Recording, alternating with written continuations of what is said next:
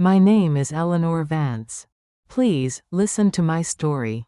It's one of those tales you'd think only happens on afternoon television until it happens to you. Every fall, the old sugar maple in my backyard would put on a show. Its leaves blazing a fiery red. I'd always make a point to can the last of the season's tomatoes and bake my son Michael's favorite, slow-braised pot roast with carrots and onions. The light in this house, the home I'd poured a lifetime into, had always felt warm and golden. At least, it did until my daughter-in-law, Chloe, put her hands on me. That Sunday had started like any other. My heart did its little flutter when Michael called to say they were coming over. I was busy all morning. I got the pot roast in the slow cooker, shaped meatballs for my grandson Leo, and even baked a pumpkin pie from scratch, thinking Chloe might appreciate the gesture. For me, there was no greater joy than taking care of my family. It was after 4 p.m. when I heard the key turn in the front door. "Mom, we're here." Michael's voice sounded tired, drained. It was followed by the sharp, impatient click of designer heels. It was Chloe. As always, she looked like she'd just stepped out of a Nordstrom catalog, head to toe. The handbag dangling from her crook was something I could never afford. In a lifetime of clipping coupons and shopping sales, "Eleanor," she tossed out a greeting so cold it barely counted, and sank into the softest cushion of my sofa.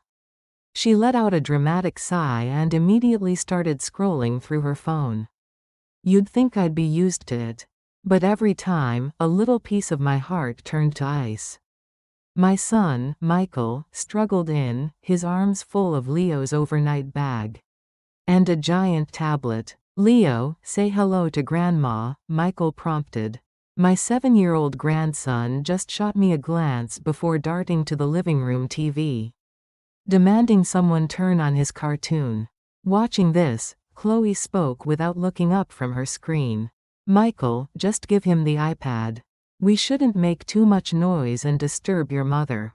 Eventually, Leo flopped on the sofa, his eyes glued to the tablet screen. It killed me to see a child who hadn't even learned basic manners already a slave to a screen, but I held my tongue. I knew the second I spoke up, the fragile piece would shatter. Chloe seemed to think I hadn't heard her whisper to my son in the hallway. "Your mother is so antiquated. I can't even have a real conversation with her." I forced a smile and went into the kitchen to bring out the dinner I'd prepared. Seeing the steaming pot roast and the golden brown meatballs, my son's face lit up. "Wow, Mom, a real feast." "Chloe, look at this." Mom's still got it, but my daughter-in-law just pushed a meatball around her plate with her fork. A look of disdain on her face. She took a small bite of the pot roast, then made a show of dabbing her mouth with her napkin. "Eleanor, I'm sorry, but where did you get this roast? It's just so fatty. We're really trying to be mindful about cholesterol and processed foods these days." My face flushed. I'd gone to the organic butcher specifically for that roast. With one sentence, she dismissed my efforts. My son, ever the peacekeeper, chimed in. "Honey, pot roast is supposed to have some fat. That's where the flavor is. You just prefer everything lean." "Michael, it's not about flavor, it's about health. And feeding Leo all this oil and sodium? His digestion is so sensitive. Honestly, Eleanor, you should really consider using olive oil instead of butter. And maybe less salt." Her tone was that of a professor lecturing a slow student. She spoke to me like I was a senile old woman who didn't know a thing. White-hot anger flashed through me, but I swallowed it. I didn't want to ruin the meal, didn't want to see the strain on my son's face. I just smiled weakly and said I'd keep it in mind, feeling utterly pathetic. After dinner, I brought out a bowl of fruit salad for dessert. When Michael handed Leo the new action figure I'd bought him, he finally looked up from his iPad. But it was only for a second. He ripped the packaging, fiddled with the figure for a moment. Then tossed it on the floor and started whining. "This is lame. Don't you have the new Metal Soldier Extreme? Everyone has that." My heart broke a little. I picked up a piece of cantaloupe and walked over to him. "Leo, not a fan of the figure? How about some yummy fruit with Grandma?" I said gently. Maybe my hand blocked his view of the screen. In a flash, he screamed, "Get away," and kicked my shin as hard as he could with his sneaker-clad foot. Ah! Pain, sharp and blinding, shot up my leg. A cry escaped my lips. I'd endured her insults for years. But the physical shock of being assaulted by my own grandson was something else entirely. So stunned and hurt, I scolded him in a stern voice. I'd never used with him before. "Leo Vance, that is unacceptable. You do not kick people. You apologize to me right now."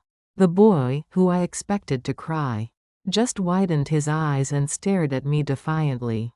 It was probably the first time anyone had ever truly disciplined him. And that's when it happened. "Eleanor, what the hell do you think you're doing?" Chloe, who'd been lounging on her phone, launched herself off the sofa and came at me. Her face was contorted with rage. "How dare you scream at my child? He's just a baby, he doesn't know any better. What is wrong with you?" Before I could respond, the unbelievable happened. Chloe lunged forward and grabbed a fistful of my hair, yanking my head back. The world swam. A searing pain, like my scalp was tearing, exploded across my skull. I stumbled, nearly crashing to the floor. "Mom, Chloe, stop it, for God's sake. Leo is watching," Michael shouted, stepping between us, but he didn't push her away. He didn't shield me. He just stood there, flailing his hands helplessly. A portrait of a weak, torn man. A moment later, as Chloe released my hair, her sharp, manicured nails raked down my cheek. I felt a hot, stinging line of fire. Breathing heavily, she retreated behind my son, glaring at me. "You stay away from him. Don't you ever touch my son again. Do you understand me?" I was speechless. The pain in my scalp and my cheek was nothing compared to the agony of my son's betrayal. Michael made no move to help me up. He was focused on his wife. "Chloe, calm down. I'm sure Mom didn't mean it." His eyes, when they flicked to me, held not concern, but resentment. In that moment, I knew. It was over. The son I had raised, loved, and supported was gone. He was her husband now, not my son. The family I'd dreamed of was a lie. They left in a hurry. The slam of the front door echoed through the house. A final, brutal period on the sentence. I was alone in the wrecked living room, a trickle of blood warm on my cheek. But no tears came. Instead, something cold and hard solidified within me. A resolve forged in betrayal. All right then, I thought. The first act of Eleanor Vance's life is over. Act 2 begins now. This isn't about revenge. This is a reckoning. I walked to my desk, my movements calm and deliberate. I opened the drawer where I kept my important papers. I knew exactly what I was looking for. It was time to call in the debt. The document was a promissory note, crisp and legal. 5 years ago, when Michael and Chloe upgraded from their condo to a spacious suburban house. The down payment was a hurdle. I'd liquidated a chunk of my retirement savings, $200,000, and loaned it to them. My late husband, Frank, a pragmatic and fiercely loyal man, had always insisted on things being done properly. "Love is love, Ellie," he'd say, "but business is business." So we'd had a lawyer draw it up. Michael had signed as the borrower, Chloe as the co-signer. At the time, it felt overly formal, even embarrassing. I'd tucked it away, never imagining I'd need it. Now, it felt like a shield. And a weapon. The next morning, I dressed with purpose. Choosing a tailored pantsuit I hadn't worn since Frank's memorial service. My first stop wasn't the kitchen for tea, it was my bank. "Good morning, Mrs. Vance," the young manager, Sarah, said warmly. "What can we do for you today?" "I need to review all my accounts, please," I said, my voice steady. "And I need to cancel the automatic monthly transfer I set up to my son Michael's business account. Effective immediately." Sarah's smile faltered slightly. The transfer was a significant amount.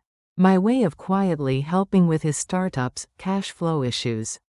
"Of course," she said, her fingers clicking efficiently on the keyboard. "Is there anything else?" "Yes," I said, pulling another document from my bag. "I need to change the beneficiary on my life insurance policies and my IRA. From Michael Vance to Eleanor Vance." Sarah's eyes widened almost imperceptibly. This was more than a financial adjustment, it was a seismic shift. But she was a professional. She simply nodded. "Right away, Mrs. Vance." Leaving the bank, the autumn air felt sharper, clearer. The first move was made. My phone buzzed in my purse. Michael's name flashed on the screen. I let it go to voicemail. He called again. And again. Finally, I answered, my tone neutral. "Mom? Finally. Are you okay?" His voice was strained. A mix of concern and irritation. "I'm fine, Michael. Look, Mom, about yesterday, Chloe is a wreck. She didn't sleep at all. She was just so shocked, you know? She was protecting Leo. She didn't mean to, you know." "I know exactly what she meant to do," I said, my voice cold. There was a pause. "What's that supposed to mean?" "Mom, she feels terrible. Maybe if you just, I don't know. Called her? Told her it's okay? Then she could apologize properly." The audacity was breathtaking. I needed to make her feel better. So she could apologize for attacking me? "Michael," I cut him off. "You listen to me. You will regret defending what happened in my home. From now on, you and Chloe will manage your own finances. Do not expect another dime from me." "Mom, what are you talking about? You can't be serious. Because of one little argument?" "It wasn't an argument. It was an assault. And I am deadly serious." I ended the call before he could respond, my hand trembling. Not with fear, but with furious, righteous energy. I had a name. David Chen. He wasn't a fixer or a PI in the shady sense. He was a forensic accountant and corporate investigator Frank had used years ago. When a business partner tried to embezzle funds. He was discreet, ruthlessly efficient, and terrifyingly thorough. I met him at a quiet coffee shop in the next town over. He was a man in his late 50s with a calm demeanor and eyes that missed nothing. "Mrs. Vance," he said, shaking my hand. "I was sorry to hear about Frank. He was a good man." "Thank you, David. I need your help with a delicate family matter." I slid a manila folder across the table. It contained copies of the promissory note, printouts of Chloe's Instagram, a curated gallery of luxury handbags, weekend trips to Napa Valley, and designer shoes. And the dates of Michael's requests for financial help. "I believe my daughter-in-law is siphoning money. I need to know the truth. Everything." David skimmed the materials, his expression unreadable. "I understand. I'll need access to publicly available records, financial databases. It will take some time. My retainer is." I placed a sealed envelope on top of the folder. "Will this cover it?" He didn't open it. "It will. I'll be in touch." A week later, he called. The report was ready. Sitting across from him in the same coffee shop, I opened the new folder. The first page was a summary of Chloe's spending. Department stores, luxury boutiques, spa charges. That could feed a family for a month. The numbers were staggering. The next page was a credit report. My breath hitched. Maxed out credit cards, a high interest personal loan, and even a lien on a luxury car, a car registered in her younger brother's name. The total debt was a black hole that could easily swallow my $200,000. Then came the photographs. Chloe, not in Napa, but having a long Laughing lunch at an expensive hotel downtown. The man across from her was young. Handsome in a slick way, wearing a watch that cost more than my car. He wasn't a business associate. The individual is Mark Spencer, David said calmly. A former acquaintance. They've been in contact for approximately 6 months. There are several small but consistent wire transfers from an account under your son's name to one under Mr. Spencer's, described as consulting fees. The final blow was her background. The degree, from a prestigious East Coast college? She'd attended a for-profit online university for a single semester. The old money family from Connecticut? Her parents had filed for bankruptcy 3 years ago and lived in a modest rented house in a struggling town in Ohio. Their own debts kept afloat by the same monthly transfers I'd just canceled. The woman was a beautifully packaged fraud. I thanked David, my hand steady as I passed him the final payment. The cold, hard facts were more grounding than any emotion.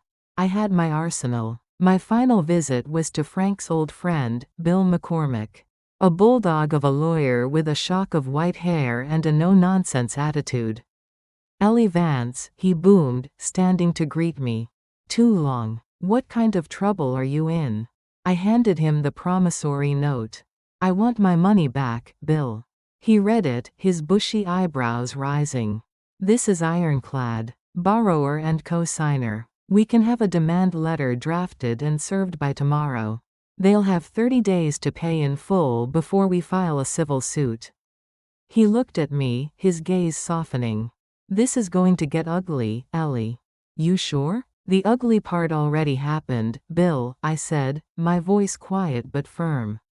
"Send the letter." The letter from McCormick and Associates arrived at their house 2 days later. The storm broke instantly. My phone rang off the hook. First, it was Chloe, hysterical, her voice a shrill weapon. "You evil old witch. How could you? We're family. You're trying to bankrupt us. To make us homeless." I held the phone away from my ear until her tirade subsided. "I'm simply calling in a loan, Chloe. The terms are quite clear." Then it was Michael, his voice broken and pleading. "Mom, please. You can't do this. We have Leo to think about. We can't come up with $200,000 in 30 days. We'll lose the house. This is because of what happened, isn't it?" I said I was sorry. "Are you?" I asked, my voice cold. "Have you asked your wife about her credit card debt? About the personal loan? About the consulting fees she's been sending to a man named Mark Spencer?"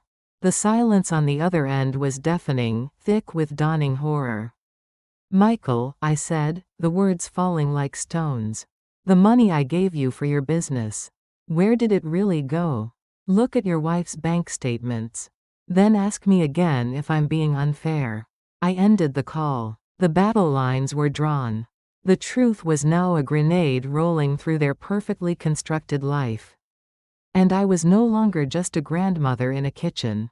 I was Eleanor Vance, and I was just getting started. The next move was theirs, and I would be ready. The silence after the call was heavier than any noise. I sat at my kitchen table, the polished wood cool under my palms. Outside, the sugar maple stood silent, its fiery leaves a stark contrast to the cold. Dread I knew was now seeping into my son's home. I had thrown the stone. Now, I waited for the ripples to reach my shore. It took less than an hour. The doorbell rang, not with its usual cheerful chime, but with a frantic, sustained pressure. Through the sidelight, I saw Michael's car parked haphazardly at the curb. The driver's door still open. I opened the door. He stood there, his face ashen. His eyes wide with a confusion so deep it looked like physical pain. He looked like a little boy who'd just seen the world's rules rewritten in a language he didn't understand. "Mom," he breathed, the word barely audible. He stepped inside, reeking of panic and cheap coffee. What did you mean? About Mark Spencer? About her debt?" I didn't answer. I simply walked back to the kitchen and returned with the folder. David Chen had given me. I placed it on the entryway table and opened it to the first page. The summary of Chloe's spending. A column of numbers that told a story of breathtaking avarice. See for yourself, Michael. His hands trembled as he picked up the papers. He skimmed the credit report, his brow furrowed. He saw the lien on the BMW his successful brother-in-law drove. Then his eyes found the photographs. Chloe, head thrown back in laughter at a table for two. The man, Mark, reaching across to touch her hand. A low, wounded sound escaped Michael's throat. He fumbled for his phone, his fingers clumsy. He opened his banking app. His breath hitching as he scrolled through the transactions. I watched the last vestiges of denial die in his eyes, replaced by a horrifying, dawning clarity. She told me those were business expenses, client dinners. A new software subscription, he mumbled, more to himself than to me. He looked up, his eyes glassy with betrayal. The money you gave me for the marketing push, it's gone, isn't it? It was gone before it even hit the account. I believe so, I said, my voice quiet but steady. He sank onto the bottom step of the staircase. The papers spilling from his hands onto the floor. He put his face in his hands, his shoulders shaking with silent, ragged sobs. The sight cracked the icy armor around my heart. This was my boy, my Michael, crumbling under the weight of a lie. He never saw coming. I went to him, not as an avenger, but as his mother. I sat beside him and put a hand on his back, feeling the tremors rack his frame. I'm sorry, Michael, I whispered. It was the truth. I was sorry he had to learn this way. Sorry the woman he loved was a fiction. Sorry that his pride and his trust had been used as currency. He cried for a long time, the grief of a man not just for a failed marriage, but for a future he now realized had never existed. When the storm passed, he was left hollowed out, empty. What do I do, Mom? He asked, his voice raw. You take back control, I said. You get a lawyer. A good one. Not Bill, he's mine. You need your own. You secure your assets, what's left of them. You protect Leo. And the demand letter? The $200,000?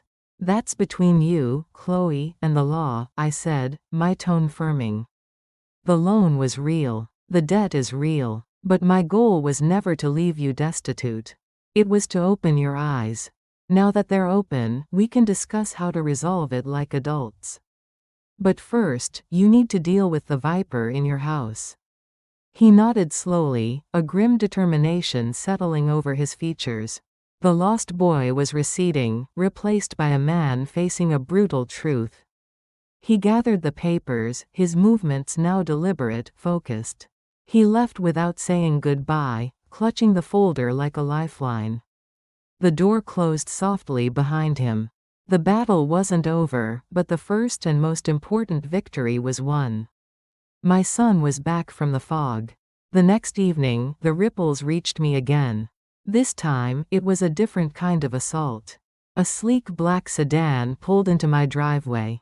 Out stepped Chloe's parents, Richard and Pamela Sterling. They looked every bit the part they played. He in a blazer too tight across the middle, she in a crisp dress. Her face a mask of affronted dignity. They didn't ring the bell. Richard rapped sharply on the doorframe. I opened it, saying nothing. Eleanor, Richard began, his voice a low, practiced boom meant to intimidate. We need to have a talk. This nonsense has gone far enough. Has it? I asked, my voice calm. Pamela stepped forward, her eyes glistening with manufactured tears. How could you do this to our daughter? To your own family? Chloe is devastated. She's under a doctor's care for the stress you're causing. Sending lawyers, it's monstrous. I didn't invite them in. I simply turned and fetched a single sheet of paper from my desk. The bank transfer history showing the monthly payments. From Michael's account to their account in Ohio. I held it up so they could see it clearly. Is this why you're here, Richard? Pamela? I asked. Are you under a doctor's care for the stress of losing the monthly allowance my son was providing you? The allowance that paid for your lease? That covered the payments on the second mortgage you took out after your hardware store failed? Their faces went slack with shock. The performance evaporated, replaced by pure, undiluted panic. They hadn't expected me to know. They thought they were coming to bully a lonely old woman. You don't know what you're talking about, Richard stammered, all bluster gone. I know everything, I said quietly. Now, you can turn around, get back in your car, and drive back to Ohio. Or I can forward this, along with the rest of the financial records, to my lawyer. I'm sure a judge would be very interested in your role in all this. Your choice. They left without another word. Their shoulders slumped, their expensive facade shattered. They were small-time grifters who'd hit the jackpot with their daughter's marriage. And the well had just run dry. A week later, Michael's new lawyer contacted Bill. Chloe, faced with the mountain of evidence, and cut off from her parents' support, had crumbled. She agreed to a divorce. She would get nothing, no alimony, no claim to the house, which was now leveraged to the hilt thanks to her debts. She waived all parental rights to Leo in exchange for me, dropping the civil suit for the $200,000. It was a brutal trade, but it was the only card she had left to play. She signed the papers and moved out the same day. The house felt different when it was just Michael and Leo. Quieter, sad, but clean, like a wound that had been scrubbed and was finally beginning to heal. Leo was the quietest of all. The loud, demanding boy was gone, replaced by a withdrawn, confused child. He didn't ask for his iPad. He didn't ask for his mother. He just sat in the living room, clutching the action figure I'd given him, the one he'd thrown aside. Michael was trying, but he was drowning in his own grief and guilt. I knew it wasn't enough. I found a child therapist, a gentle woman named Drive Evans, and insisted we all go. Slowly, tentatively, in a room filled with sand, trays and dolls, Leo began to talk. He drew pictures of a big, angry lady and a sad little boy. He was trying to make sense of the earthquake that had shattered his world. One afternoon, as we were raking leaves in the backyard, Leo looked up at me, his small face serious. "Grandma," he asked, "is Mom ever coming back?" I knelt down in the pile of leaves, taking his small hands in mine. "No, sweetheart," I said, my voice soft but honest. "She's not. But your daddy and I are here. We love you more than anything in the whole world. We are never, ever going to leave you." He looked at me for a long moment, then simply nodded and leaned his head against my shoulder. It wasn't a happy ending, but it was a beginning. A real one, built on truth, not lies. Michael found a job, a better one, with a steady paycheck and normal hours. He sold the big suburban house and used the remaining equity to pay off the last of Chloe's toxic debts. He and Leo moved into a small, tidy townhouse not far from me. One evening, they came over for dinner. I'd made pot roast. The smell filled the house, warm and comforting. Michael set the table without being asked. Leo, without a prompt, looked at me and said, "Thank you for cooking, Grandma." We sat down to eat, the three of us. The conversation was quiet, about school and work, and the squirrel that kept trying to break into the bird feeder. It was ordinary. It was peaceful. As I looked at my son and my grandson, a sense of quiet triumph settled over me. The war was over. The landscape was scarred, but the air was clear. I had lost the daughter-in-law I never really had. But I had fought for and won back my family. The price had been high, but some things, like the light in your own home and the love of your family, are worth fighting for.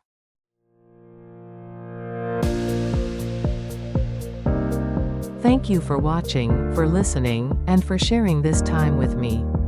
Stories like this remind us of the love that binds us, the losses that shape us, and the incredible resilience that carries us through. If you enjoyed this journey, please don't forget to hit that subscribe button so you don't miss the next story. And I'd love to hear from you. Share your own memories, family stories, or thoughts in the comments below. Who knows, maybe your story could inspire the next video. Until next time, take care, and keep cherishing the chapters of your life.